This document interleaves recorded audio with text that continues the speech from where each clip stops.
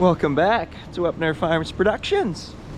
It is Thanksgiving Day when we're taking this video, and I just kind of got to run around, make sure everything's working. Dad's out hunting, everyone's just kind of doing their own thing, kind of lay low on Thanksgiving. Got all the crops off, so try not to overwork ourselves. So while I'm running around checking on everything, I figured I'd do a little tour.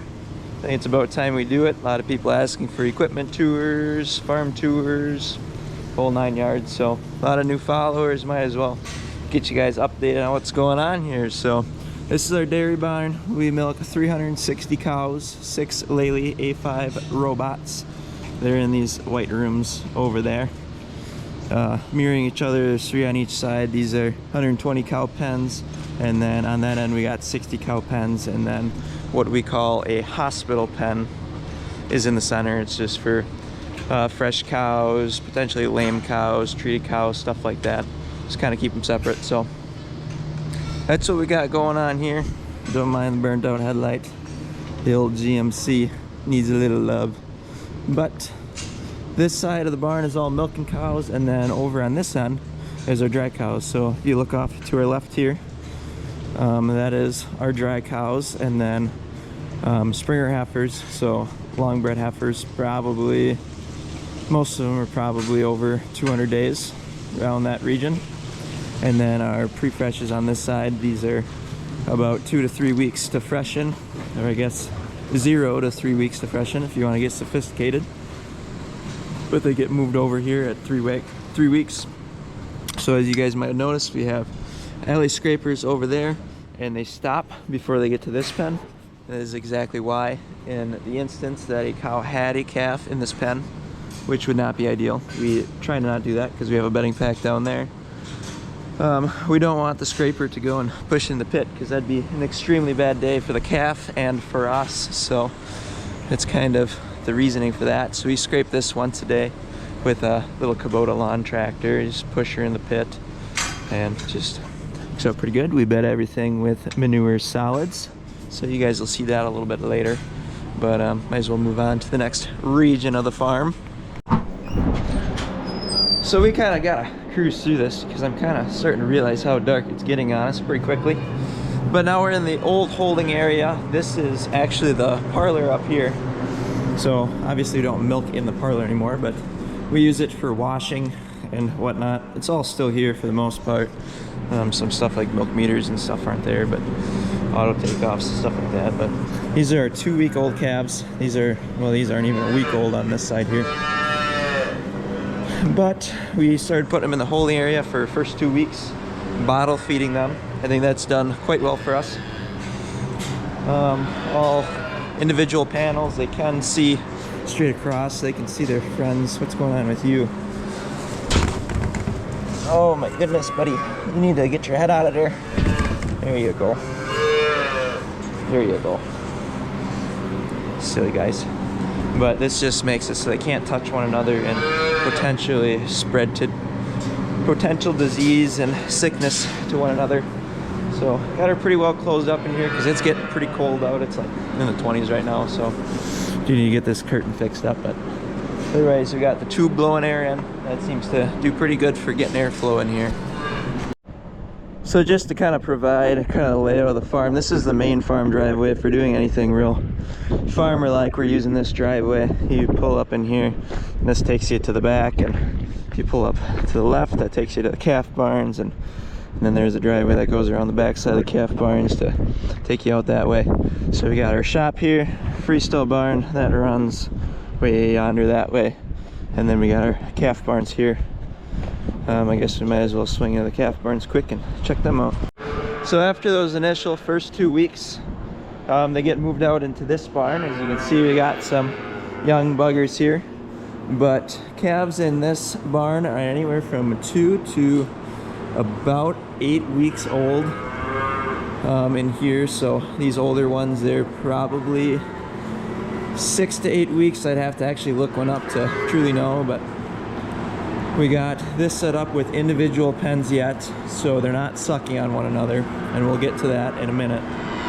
But at this age, we kind of did try group housing when we we were in the old barns of groups of 2s, and we noticed that they're sucking when they're little, so we didn't want to do that coming off the bat here. So when we move them into here, it is all open, but they can't suck on one another, which could create issues with udders potentially, making 3-titted or 2-titted, or even udders that don't work if they're sucking on one another's udders. So that's the main concern with that. So this way it's all open concept, but the calves are all segregated from one another, that they can't harm each other in any way. So that has worked very well for us. Got curtains on the side, we can open them all the way up, fully open barn. And then we got flip duct ventilation in here, so if you can see this little white thing here, since it's really cold out, it's pushing air through the top, and then it's high volume, low speed. So in the summertime, it'll open up this big hole, and it'll just dump air up to like an 8 to 9 mile an hour wind can come out of there when it is warm enough. So ventilation is phenomenal in here. These calves are gonna be noisy because they're gonna get fed here pretty soon. But this is our group barn. So after that 7, 8-ish weeks, they get moved into here all the way up until wean. So we can get up here, just groups of 9. We got tunnel vents, so we got 4 big munters and 2 little munters. You guys are eating me. And yeah, they're just groups of 9. They can frolic and hang out together. Plenty of room to run around, so I think this helped them grow quite a bit. So just being able to stretch their legs and stuff is just great for them. So then as they get older, we wean them around 3.5 to 4 months is when we wean. So they're pretty big over here. Here's these guys. They're getting bedded tomorrow. We kind of got some straw coming through that is not the best, doesn't seem to soak up the best, so they've been a little bit wetter lately, but we just about got it used up, thankfully, before winter, because the winter is the hardest time to keep them dry just because it's so cold out and the fans are not running as much. So yeah, they're a little wet right now, but these are all weaned calves. 3 group of weaned calves here. They stay in here for roughly close to another month after they're being weaned, probably 3 weeks. Probably usually 3 weeks, because we usually move a group every week. So they're getting hay and grain here, and I mean, they look phenomenal. They just, these barns have been paying for themselves. It wasn't cheap doing it how we did it, but I think it's definitely worth doing it how we did it. These star trusses are awesome.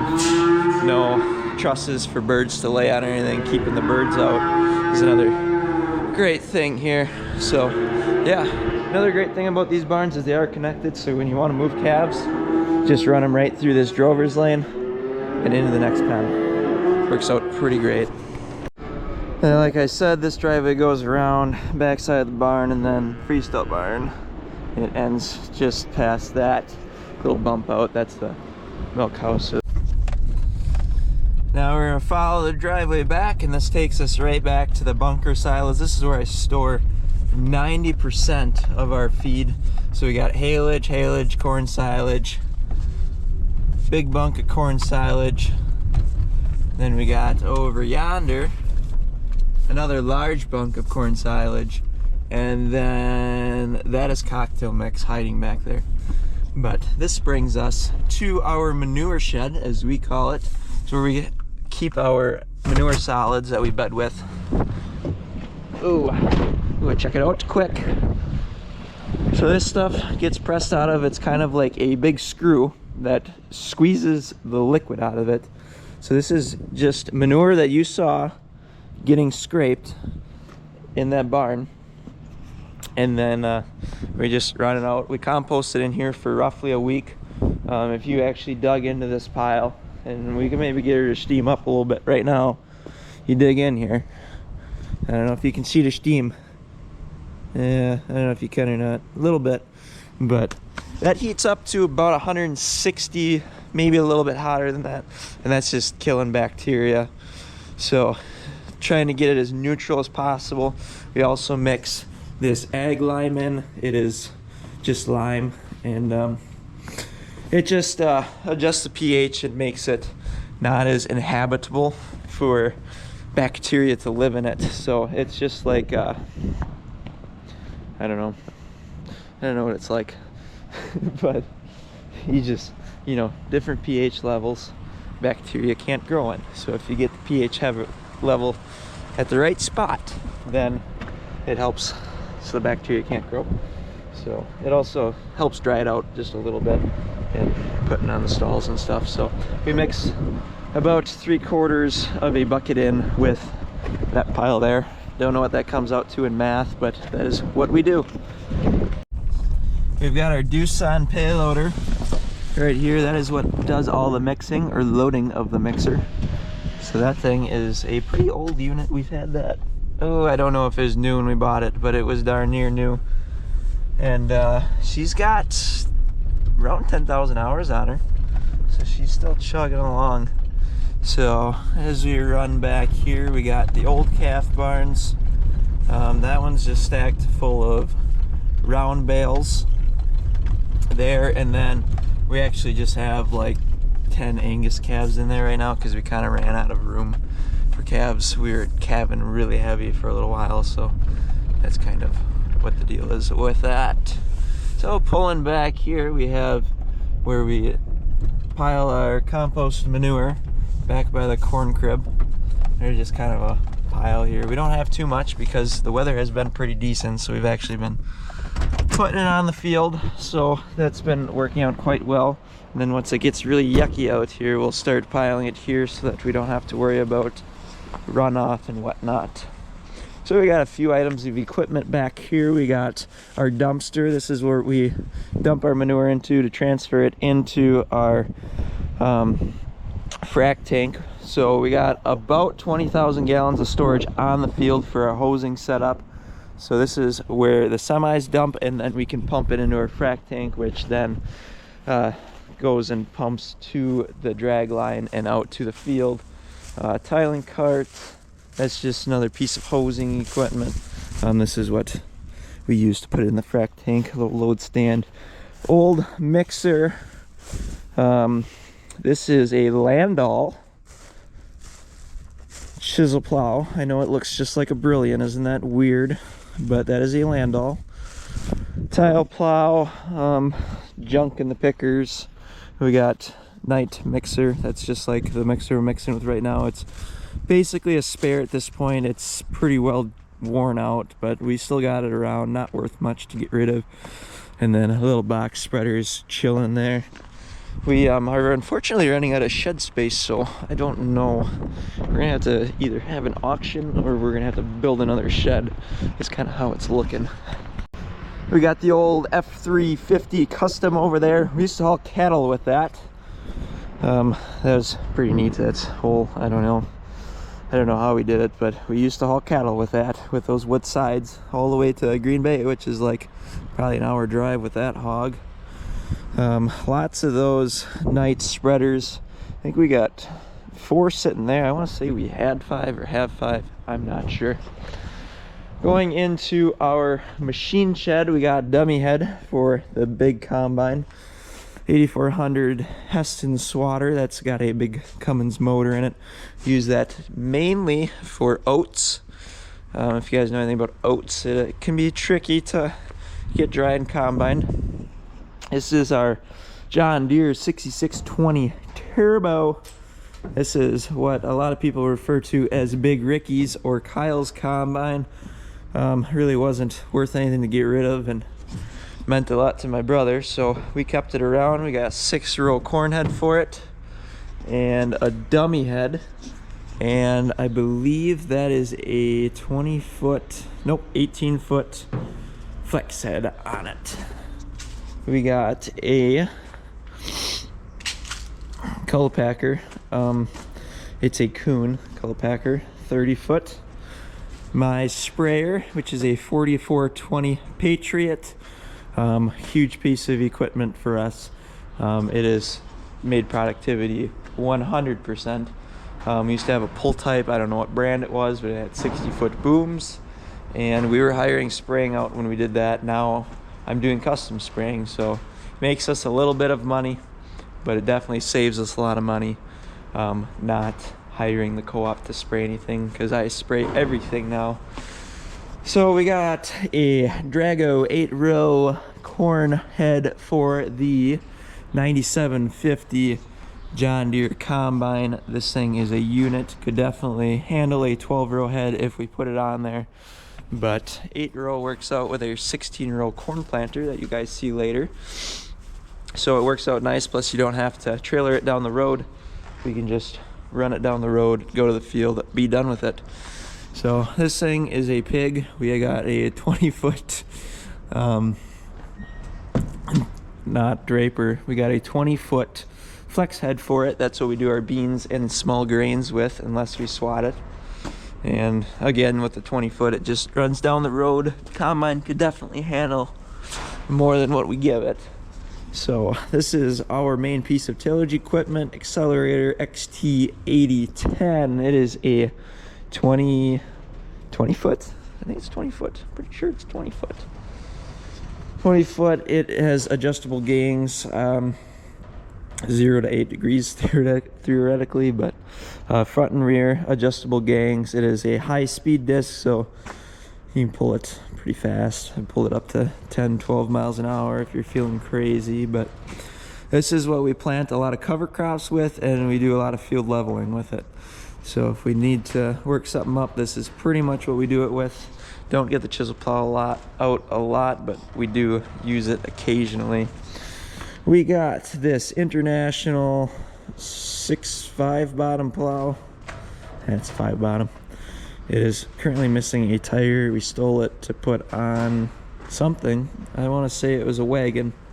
Pretty sure it was a wagon we put it on. But this thing used to turn some dirt. I remember we used to have a Magnum. Hook that thing up to the Magnum and I would plow some land, I'll tell you what. We got Big Ricky's, both his spreaders. It's an 8865 and a 8720.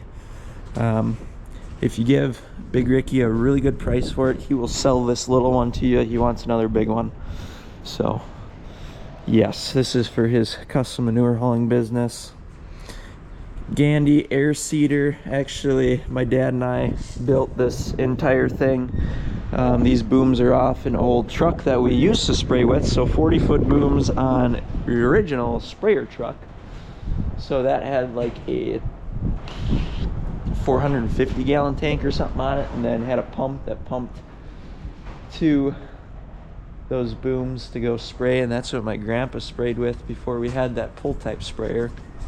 But pretty much fabricated all this, built it a little bit lighter than I guess it needed to be, because she's starting to get a little bend in her, but that's all right. It definitely does the job, and when you're air seeding 40 feet at a time, you hardly can't go wrong with it. Oh, we got the Kuhn Max MM890. This is a 30-foot continuous merger.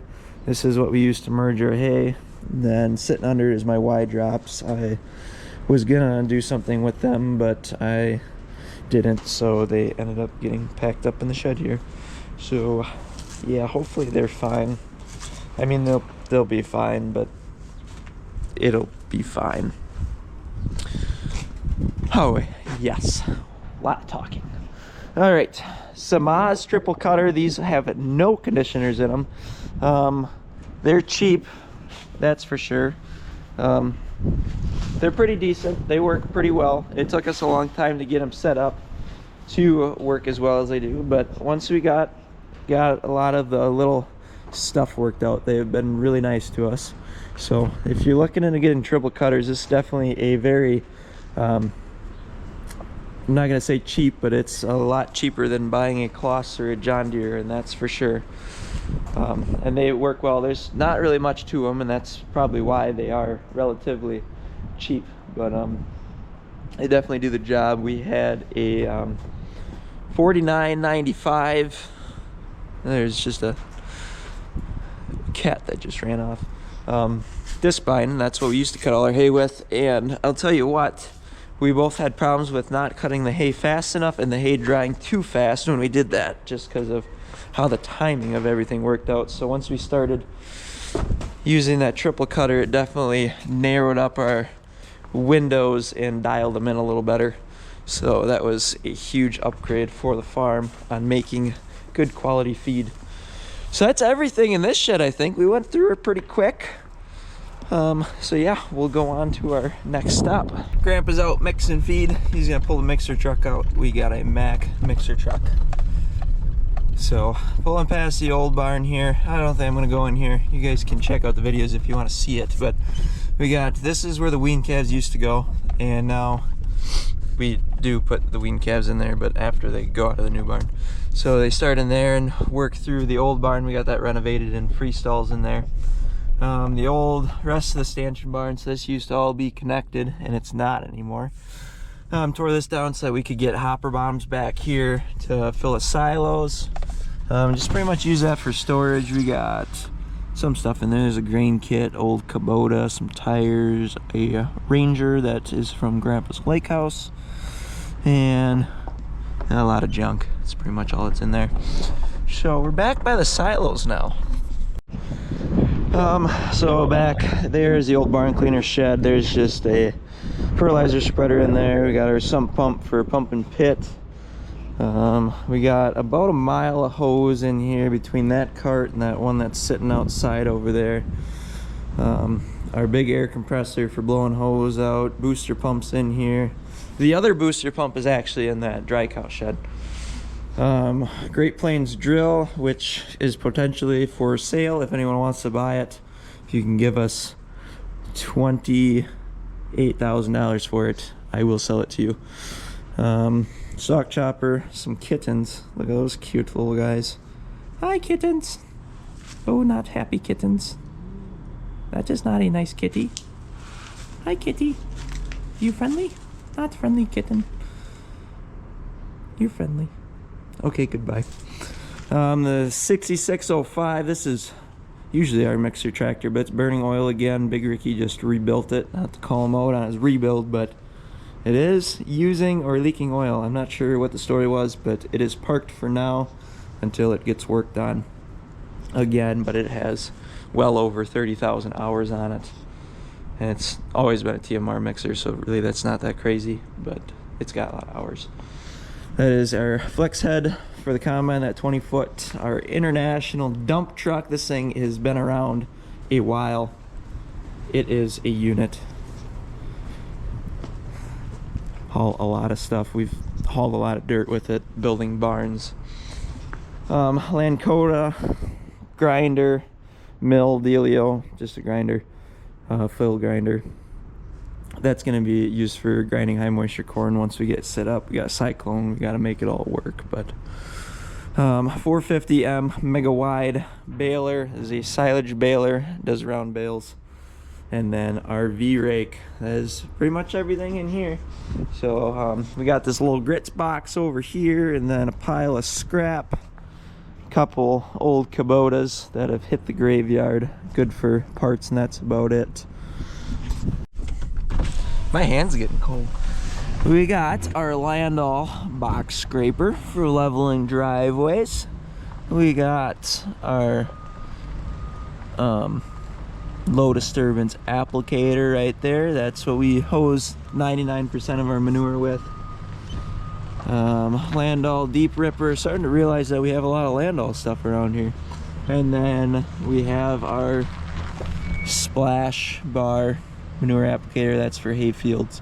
It was a ripper applicator, and now it's got splash pans on it for top dressing manure on hay fields. Bucket off our fence is right there for some reason, not really sure why, but it is. And then coming up here we got our bred heifers. We'll get out for a second.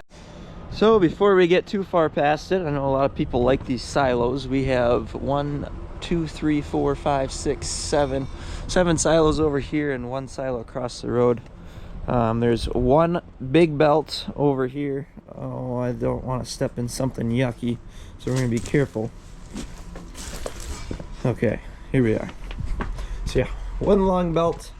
We have almost a silo unloader for everyone. I think we're short one. 2 silos got to share, but yeah, just pretty much run the feed out to a feed room on the end, unless you're grinding corn, then it drops it early, runs it up into the grinder. Works pretty good. Is a slow process loading them compared to just dumping in a bunker, but they definitely serve their purpose. Heifer barn, it's really dark in here right now, but there is in fact heifers in here. This is our bred heifers.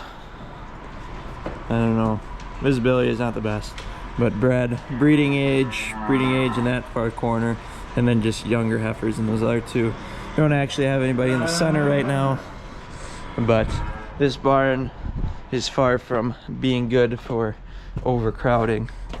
Just it's falling apart. It's old. It's real old, and it is the plan in the next few years to upgrade our heifer facilities, because it's just time for it, unfortunately. So yeah, a bunch of them out here eating. We have a bunk on this side, and then we got concrete on the other side, so we can probably pull around and show you guys that. But bunk works pretty good. It's just, if they don't clean up and don't clean up for a few days, then it just gets crappy in there, because you can't push it up, and if they don't eat it, it just gets moldy in there, so you got to keep an eye on that.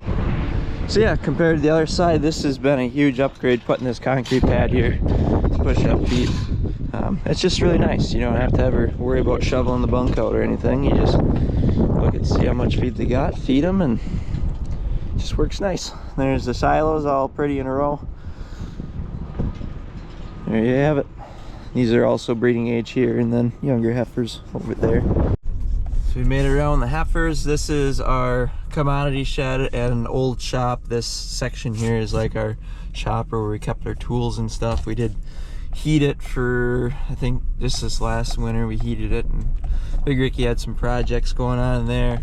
It's our cleaner shed. We used to raise certified seed oats, so there used to be a lot of oats in there getting cleaned, sold oats. Now it's pretty much just storage for seed, chemicals, skid steers, and trucks is pretty much all that's in there. And then we got a pile of oats in that back corner, but not a whole lot to see in there, so we'll just keep removing. We'll swing by the shop before we go across the road. I think Big Ricky might be here. I think they were putting the heater in today, so we'll go bombard them and give them crap, because it is cold outside and we still don't have heat. How's the shop coming? Perfect. It feels pretty warm in here, but I don't think you got the heat hooked up. Yeah, I do. It's right there. Oh, it's, yeah, that one. You didn't even hook that one up. 55. Huh? It's 55 in here. It is pretty toasty. Pretty cozy.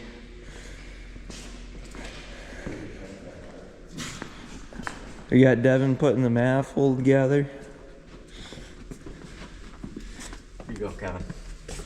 Here's a better cutter for you. How's it going, Kevin? Pretty good. Is this a Kevin job or a Devin job?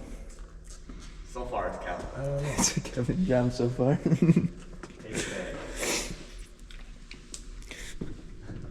Jeez, stuff everywhere. Here is the Kloss 960 chopper. This is Big Ricky's baby. Got an 8-row head for it and a hay head for it. Soon to be leaving hay head.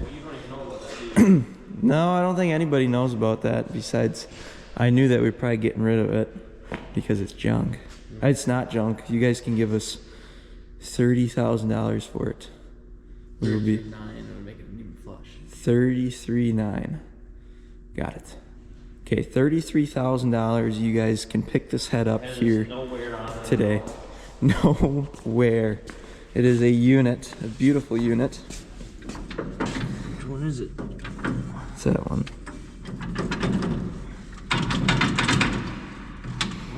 I don't know why you want to show them what's wrong with it. I was just trying to sell it for you, but It's already sold. oh, all right. So yeah, anyways, this thing is in for service now. It is inspected, so theoretically we know everything wrong with it, and it sounds like Big Ricky's in for a tear down. Only problem with the corn head. This got bent. That is bent. Yes. That looks like, how is that even working? It is rubbing. Has it got a gouge in it? Yeah, it's got a gouge in it. Didn't wear any of the teeth. Wow, that is good for it. Well, that's kind of lucky that it didn't wreck these. That might be from when we cut that. No, when I cut that off. These are probably a lot harder than that is, maybe, though. Yeah, so watch your teeth, I guess. That's what you call them? Are they like row finders? What do you call them? The row dividers. Row dividers. Watch your row dividers. Don't run them into rocks. That holds the corn in too. I think that shears it too. I don't really know what they call it. Well, yeah, probably. Well, I don't know, because these run opposite directions too, I think. No, this and this go the same way. That's what you probably. Well, then This all run the same way. then that must be all that holds it. Backwards, New Holland. Years. That's why New Holland are so noisy and sound like.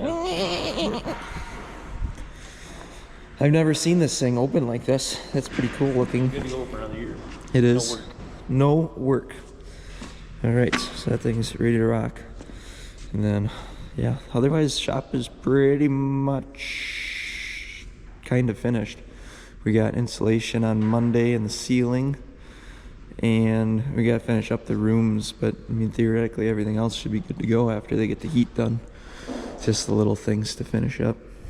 Oh, and we got this hoist. I think you guys saw that.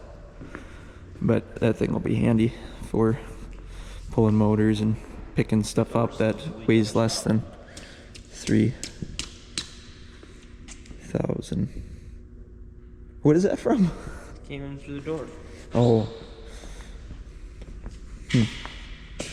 That might be an issue. Might need to get that looked at. Over by the slurry store now. This is where we store all of our manure. Yeah, well, pretty much all of it. Got 3 semi-tankers we haul our manure with. The frac tank is hiding back there. It's out in the field. Sorry, but I'm probably not gonna go over by it. Because we need to go by the grain bin. This is a Shivers drying bin. Holds 10,000 bushel of corn, roughly. And dries the corn. Works out pretty good for us. Got this 63-foot auger. Or is it 100 foot? 63 foot tall. I'm not really sure how that math works, but it's a big auger. 2 hopper bottoms to haul all of our grain. That works out pretty well for us. And then we got some of our tractors in here. Might be a little dark in here, but we got some machinery. We got our Fendt 926. That used to be our old powerhouse. Had that about the same amount of time as this 8430, roughly. This is our biggest tractor. Does all of our manure hosing, pulls the silage box. This thing is pretty much just turned into a pack tractor at this point. It does not see a lot of time in the field anymore since we kind of transitioned to no-till. Looking back here, we got our Krone. This is a 28-foot tedder. Has worked really well this year. This is our first year with it. Oh, we got our blade that you can't see. This shed is kind of hopeless for stuff to be filmed, but it's our other Fendt tractor. It is a loader tractor. It's a 714, I do believe. Used to actually load feed, mixing feed with it, but it is a pretty nice unit. It beeps a lot, but that could probably be fixed. We got our New Holland baler. It is a crop cutter, big baler, 330. This is my baby. Love baling hay with it. It's a pretty solid unit. Doesn't have a ton of bales ran through it. Maybe a few thousand. Maybe. I think it was around 2,000 bales it's got on it. The Screaming Eagle. This thing actually used to be one of our big grain haulers, or main grain haulers, but the brakes no longer work on it. She's got a big block motor in her, and now she's just for hauling corn for when we grind feed. Got this 338 little square baler. It didn't make it out this year. Should have got it out because we needed to make some good little bales, but we never got around to it. But it's a solid kicker unit, I'll tell you that much. I've never had it mistie a bale. Not that I've baled a lot of bales with it, but you know, I don't know how I'm gonna get out of here. Here's my baby, the Fendt 926. Now, maybe I can squeeze through here. We also have an Oliver Malver plow back here. Little 4-bottom. This thing I'm sure has turned a lot of dirt. We've probably had it since new.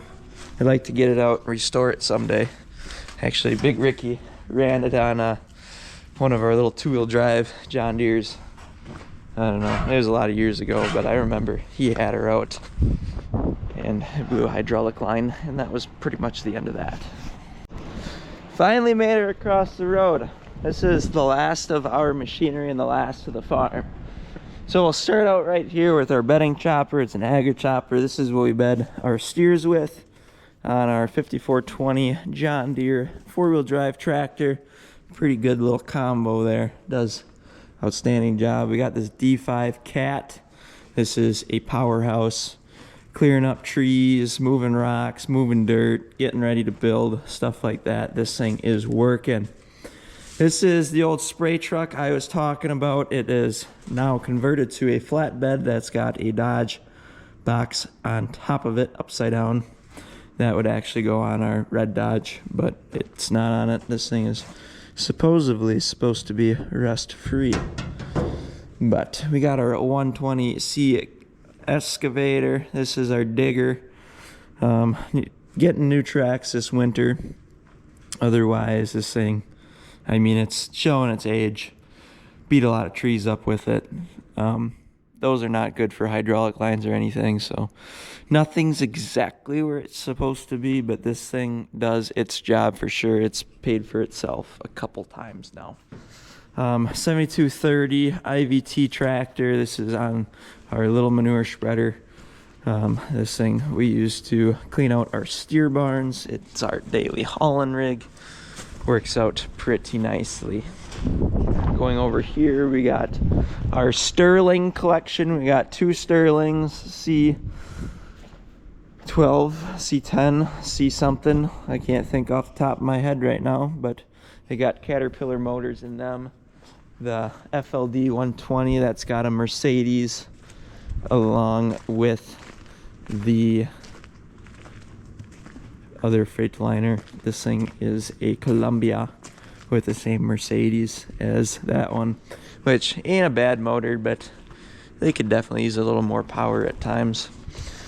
Looking back here, we got our Artex box. You can't really see much of it. Everything's in here pretty snug.